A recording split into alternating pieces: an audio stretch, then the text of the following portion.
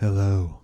Welcome to this video where I'm going to demonstrate some stuff for you. First, I have to delete this track that I already made previously so we can start from scratch. And I go up to the track menu and select new. Actually, before I do that, I'm just going to kind of show you these windows. That's the edit window. Now this is the mix window and everything's empty because I don't have a track in there yet. Okay, so we're going to the track. We hit new and we want one. Look at that, I'm zooming in. This is cool. All right, one mono audio track in samples, and I'm gonna name this track test. So that's all.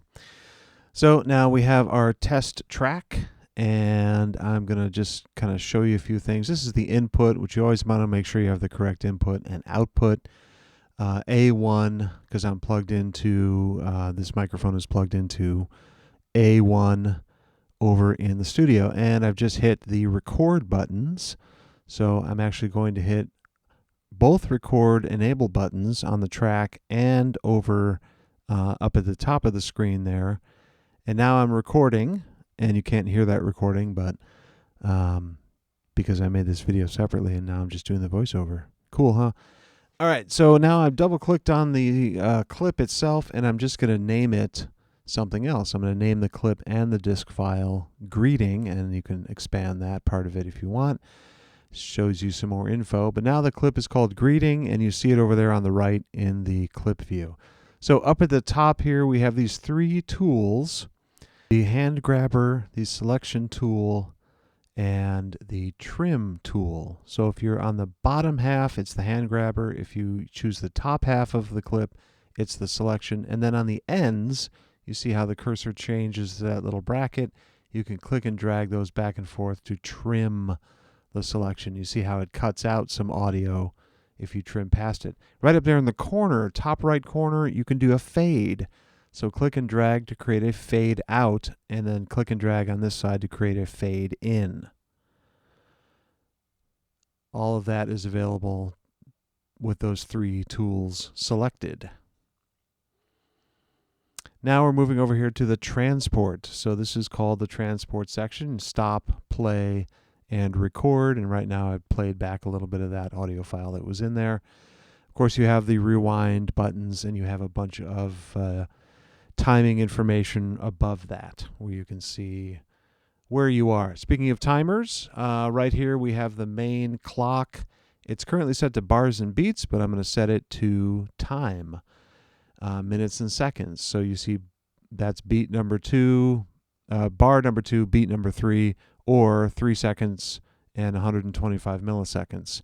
You can also see the start, end, and the overall length displayed right next to that here. So as I move this, or I press play here, you can see the clock ticking, and it shows you the exact time down to the millisecond. If I make a selection, it shows me the length of my selection. I can click and drag this thing around and change. You can see how the times change up there, starting at 0 seconds now, and now it's starting at a different time as I drag it back and forth. And remember, click on the lower half to use the hand grabber tool. All right, so there's the grid right there. The grid button will show you a grid, or you can turn that on and off just by clicking there. And then this gives you the resolution of the grid. So now I have 16th notes in bars and beats, but when I switch it over to minutes and seconds, I can switch which kind of grid resolution I want. Now it's in 500 millisecond chunks, and you see how it always snaps over to the grid because I'm in grid mode. These 4 buttons over here are grid mode, and it will always land right on a multiple of the grid. So now it's set to 1 second. It will always snap to 1 second, and you can see that changing in the timers up above. If I go to slip mode, this ignores the grid, and now I can drag this anywhere I want. You see that doesn't snap to the grid. But when I go back to grid, it will only snap back to those 1 second intervals because I have 1 second as my resolution. Shuffle mode is a little bit more complicated. And to demonstrate this, I'm actually going to have to create a second clip. So I'm going to divide this clip, clicking right there, going up to the edit menu, edit menu, and then separate clip at selection. So now I have two clips, and actually I'm in shuffle mode, so I need to change this back to grid really quick. And I can drag these around, reposition them, put them wherever I want. But in shuffle mode, it will automatically put these in order so that the borders line up and there's no empty space in between them. So if I had a bunch of different clips in here and I just wanted to shuffle them around, they will always be touching one another. They'll always be right next to one another, and so that it won't leave any space. The last one here is spot, and this allows me to specify the exact time when I want something to start or a sync point or when I want it to end. So I set that to 8 seconds exactly, and now it starts right there. I'm going to spot this one over to 12 seconds and put it right there. Now it starts right at 12 seconds. It overlaps that first one, so I'm just going to go up. I don't want that, so I'll undo that. And then I go back to grid, and now I can put these things back the way that they were originally. And now I'm actually going to recombine these. So I split them into two clips, but I want them back into one clip. So I go up and I select everything, and then I select consolidate clip. So I selected both of those clips and a little bit of extra space at the end. I don't know if you noticed that. But this actually creates a new clip, which is called Test 01. And this is my original recording, which I renamed Greeting. This is that. These are the two sections that I made after I split them up. So I just want to remove those.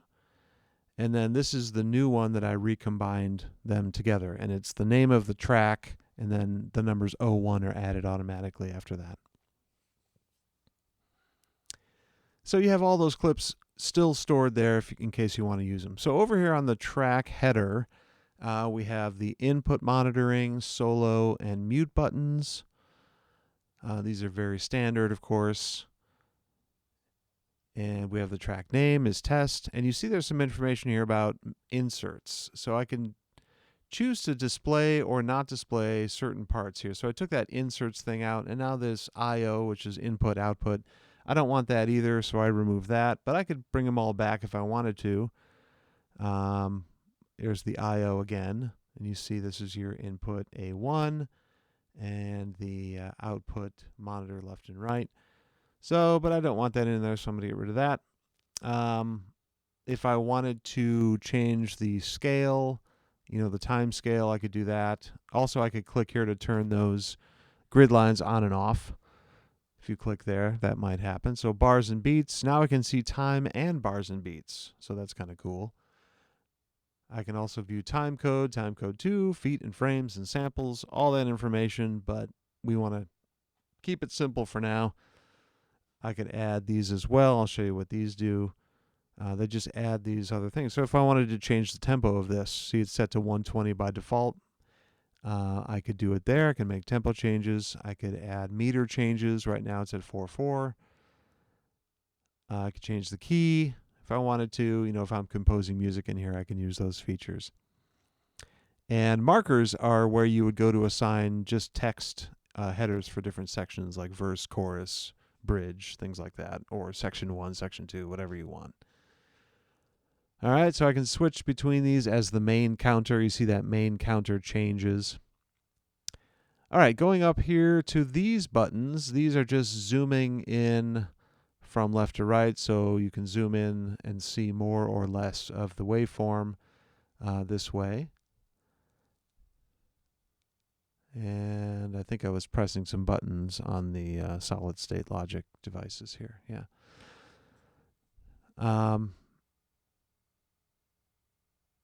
Yep, so I've made this selection, and I want to, what is this? I think I want to get rid of that. Oh, that's markers. So yeah, marker controls down here at the bottom. I'm going to turn that off. So now we have just the main track header there. Don't worry about that linear display stuff. Here's another little menu that's hidden in here. So if you want to change go to one of the default zoom settings for your waveform. You can go mini or even micro if you have lots and lots of tracks. But if you go micro, then it might be a nested menu there.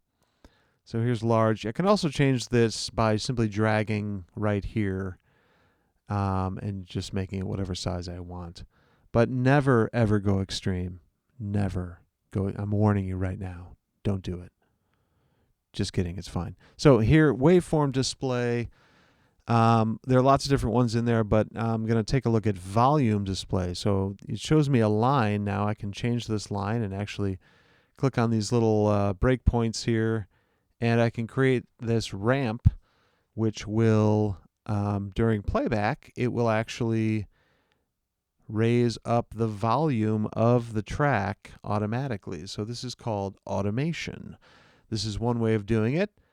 And I'll show you what this looks like in the mixer view here. So I'm going to press play on this, and you see how that gradually just increases over time. Pretty exciting. It'll go all the way up to 0 and then stop. And then once it's done playing, it automatically goes back to the beginning. So it goes back down to 0. The fader drops down to 0 there. So let me show you this again. Actually, I'm going to pull in the mix window, and so we can see both of these happening at the same time. I'm just going to go down to the bottom here and resize this window. Okay, and then I can pull that up. Now we can see both the mix and the edit windows. And when I press play here, notice how the fader on the mix window is moving up gradually according to my linear fade that I created here. And this, where it says read right here, this is telling the computer to either read or not read the automation. So if I've turned it off and press play, notice that the fader is not moving at all because it's not reading the automation. So when that's set to off, it simply is ignoring any automation, but I have to now set it back to read. So when I press play, it will now be reading that automation, and it fades in on that recording that I made. So I can also draw in, using the pencil tool, any kind of crazy lines that I want. And now going back, as it plays back, you see the fader is now jumping up and down just the same way that I drew it in with the pencil. You can also put this automation data in with the fader itself. So I could press record, and then I could record the automation data that way. But let's say I just want to get rid of all this. So I click on these 3 tools, and that bracket on top selects all of them. So I click and drag and hit delete, and it erases all of my automation, but now I have to reset the fader back to 0, and sometimes that's tricky. So I'm going to leave it at like -0.3, and let's go back to the mixer view here in a second, where I will press Option and click on the fader with the mouse, and now it sets it to 0. And see, if I change, you see the dB there. Option click, boom, right back to 0. Good way to reset that. And let's see what else. I'll set it back to waveform. So I'm back to my waveform view here. And this one is a waveform zoom. It does not increase the volume. That's very important to know. It simply changes the zoom. So you can see those little lines right here where I'm wiggling the mouse. And you want it to be not there. You see how spread apart they are, but you want it to be right there where they fill up that area. And that's the normal zoom. That's a MIDI zoom. So that's for MIDI. We don't have any MIDI in here right now. We just have audio. This is the end of the video. So thanks for watching, and good luck.